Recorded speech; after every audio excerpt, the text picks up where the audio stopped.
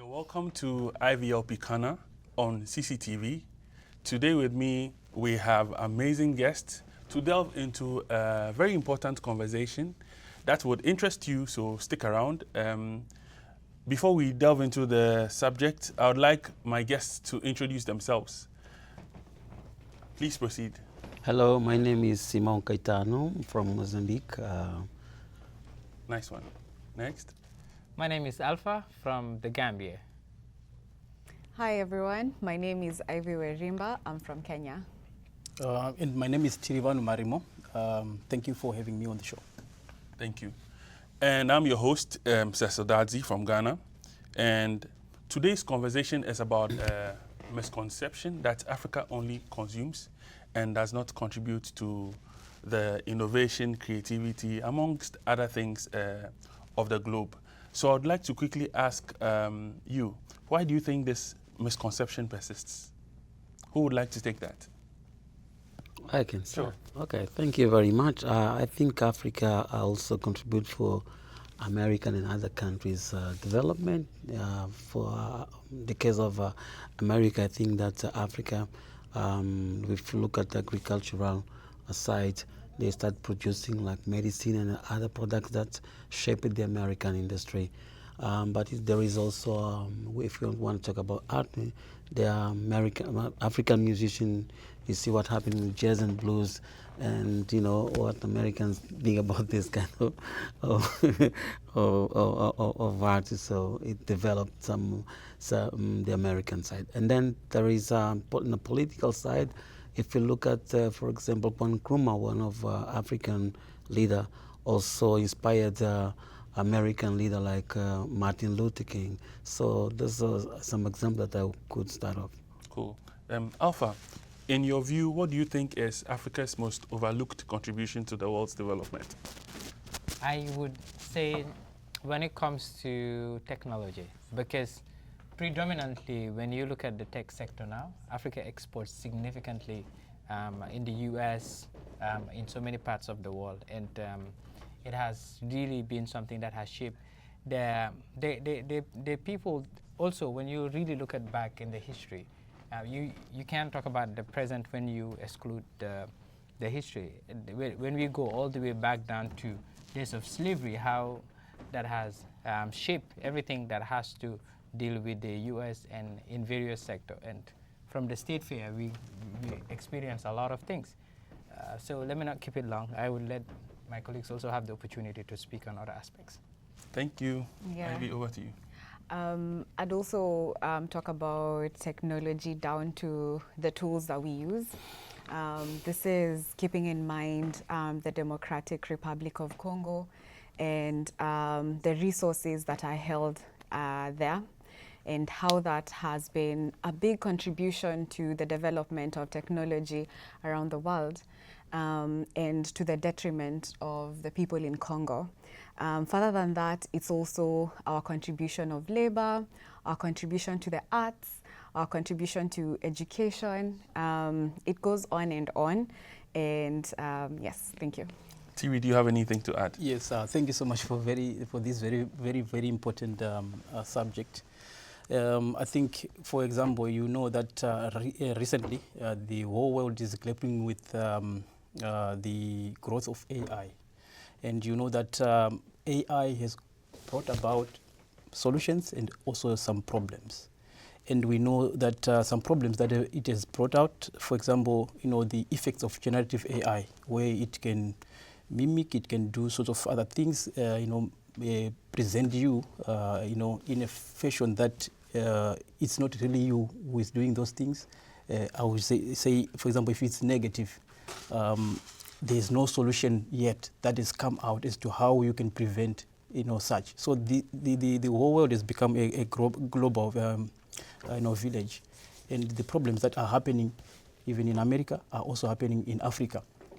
And the lack of solutions in this subject that I've talked about of AI is also affecting Africans. And in Africa, we have come up with strategies which involve, for example, civic organizations that are coming together to find ways of making sure that they collaborate on new news media that is coming, these challenges that are happening, how we can collaborate as civic organizations to curb problems like these. So what is happening in Africa right now, I'm sure that America can even also copy, besides the fact that Africa has got a lot of other things that even America is using even to create the systems, the AI, whatever softwares that are needed. The minerals that are in Africa are the ones that are used to create the sustainable systems that then host some of these things. So we are not just passive in the trajectory of the changes that are happening in the global market. There are also solutions that we believe we can even be the first to come up with during the process. So yeah, we are not just passive. Beautiful. Because the problems are just global and they're happening to everyone, and no one has solutions to majority of the problems that are actually happening. Beautiful. Thank you for that one, TV. If you just joined us, this is IVLP Corner on CCTV, and we have amazing guests from across Africa sharing their thoughts on the subject of Africa, not just being consumers, but actively contributing to the world's development on many fronts. And so, on to the next question, Ivy. How are young Africans changing the narrative through storytelling on this subject? They're doing a lot. Africa has, as a continent, has the youngest population. And we come from a background where we have seen our parents struggle through fighting for our independence, and then having governments that break their backs in terms of taxes and corruption and so many other things. And so young people are becoming more educated, and they're becoming more vocal in the things that they want to see changed within the government. We have seen this within my country, Kenya. We saw an uprising of young people. This was since 2024. We saw people march to the streets. They mobilized online, which was a very interesting thing, and they were pushing back against the very punitive finance bill that was being presented. Since then, people have continued communicating online on this issue, and the conversation is that Kenya is currently going through an economic revolution, and we are seeing it across other states. We were inspired by the movement in Nigeria. We also saw the movements in Mozambique, where they marched when they saw the election wasn't what they wanted, and so many other places where, again, young people want to be heard and to contribute to the conversation, that they want to see countries that are meeting the needs of their people. Beautiful. Alpha, I know you are very much a fan of partnerships. How can Africa work together with the rest of the world to change this narrative? Thank you very much. That's a very brilliant one. I'm going to go back to Ghana when it comes to that. When it comes to the cocoa export, Ghana make a huge percentage of global cocoa, and I'm sure every American loves chocolate or loves coffee. And it also applies to the whole world, which is one of the biggest, again, going all the way to Switzerland and the rest. Now, the second thing as well, it comes to cobalt and the rest. When it comes to mining, Africa has the largest mineral resources on all sorts of mineral basins.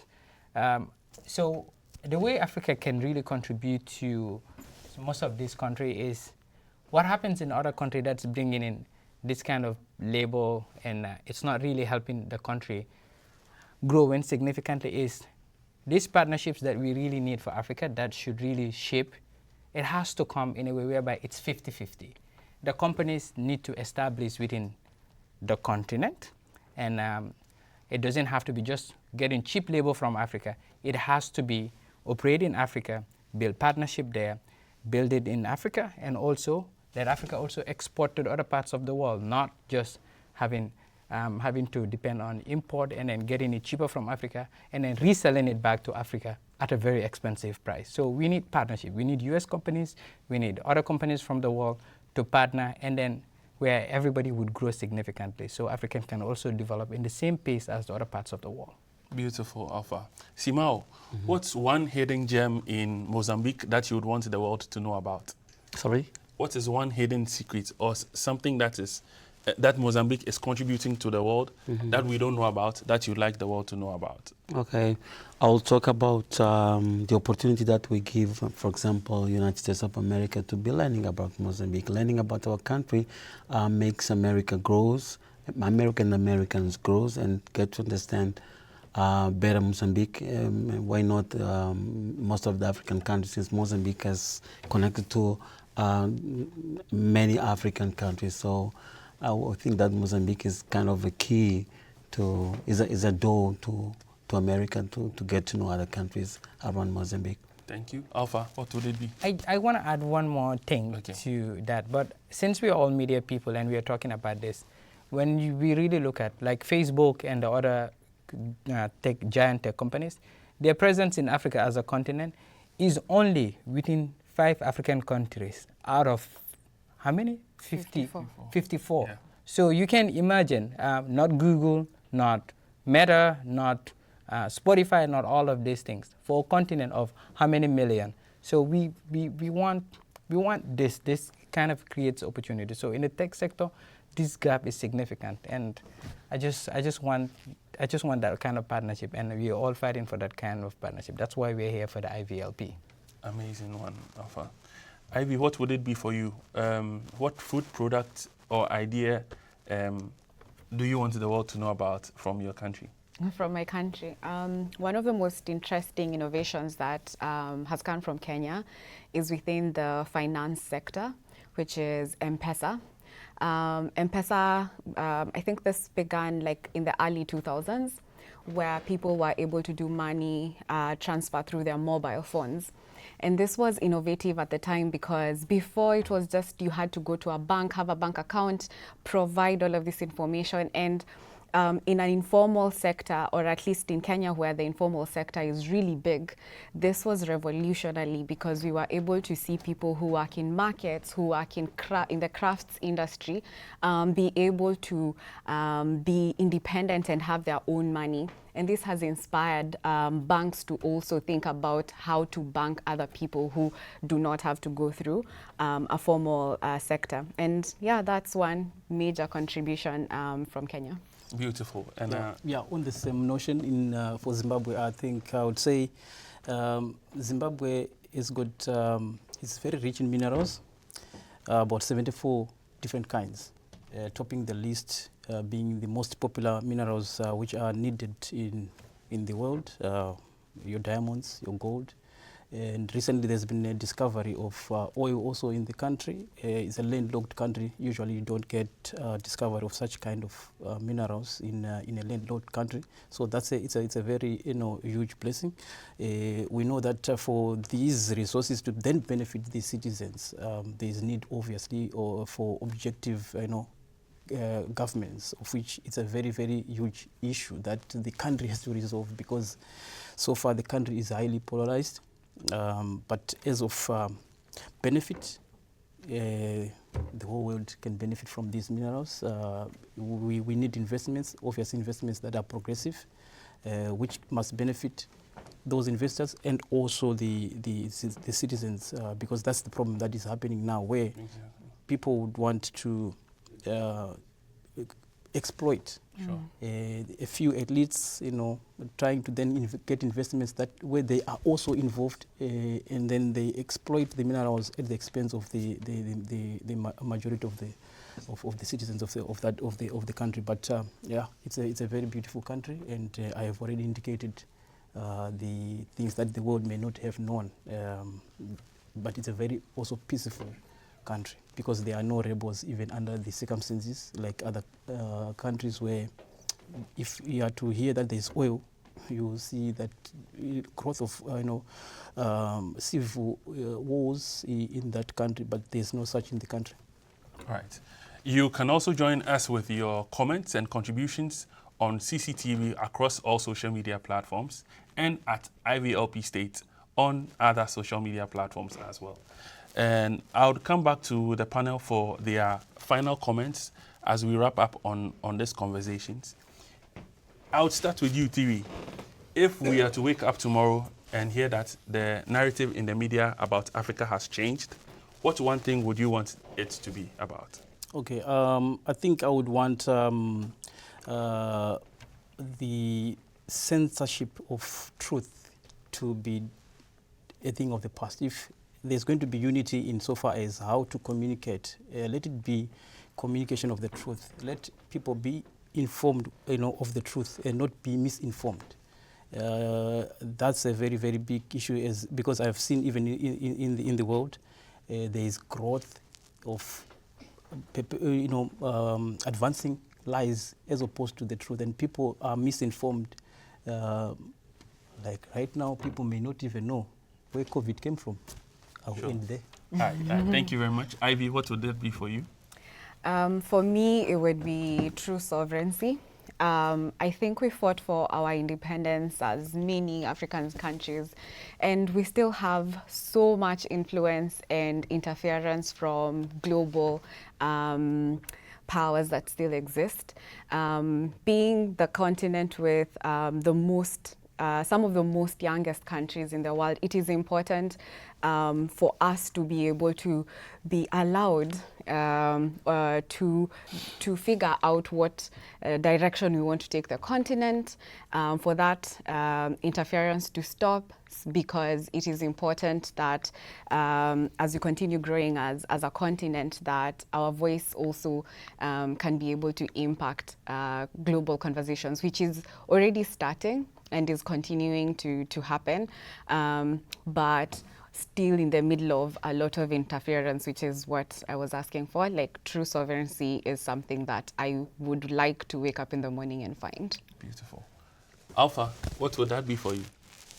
I would say if Nigeria can be the largest donor around the world, that means Africa has a lot to contribute. And but also, what I would want the narrative to change, it's a continent, not a country. Most of the time, people, you ask them how many countries you know, they would start labeling Africa as a country to begin with. But it's more than 50 countries.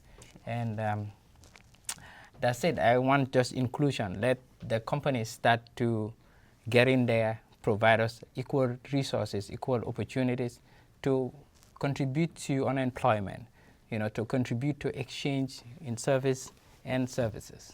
Thank you. Simao? Yeah, thank you. I would be very sad, because I still believe, and everyone knows that Africa is the capital of humanity. So forgetting these principles should be something that would shock me. Sure. All right. Thank you very much for making time to join us today. As you have heard, with these amazing guests, today's conversation has been about Africa not just being on the sidelines, but actively contributing in different industries and sectors to the world's development. And as IVLPs, we've seen how powerful it is to challenge old narratives. And I would ask you all to contribute in one way or the other to change these narratives by amplifying the different stories, amazing ones, of course, that we have across the continent, and help the world appreciate what Africa contributes to the globe. It's been a wonderful session with you all.